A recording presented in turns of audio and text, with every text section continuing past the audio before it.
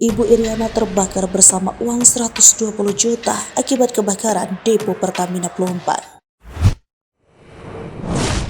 Salah satu korban kebakaran depo Pertamina Pelumpang, Iriana, 60 tahun, seharusnya tahun ini keberangkatan ibadah haji ke Tanah Suci Mekah.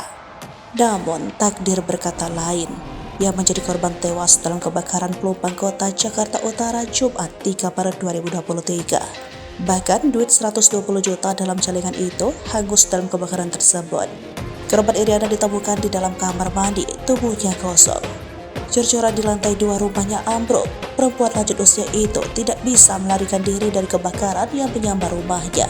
Putri korban Iriana, Sulistiawati, mengatakan tahun ini harusnya ibunya berangkat ke haji ke Mekah karena Arina telah mendapatkan jadwal keberangkatan.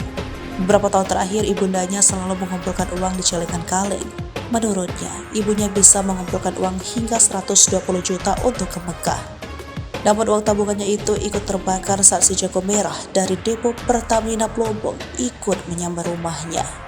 Ayahnya jadi sering melamun dan sesekali mencari Iriana meski lelaki usia 65 tahun itu mengetahui istrinya telah meninggal dunia.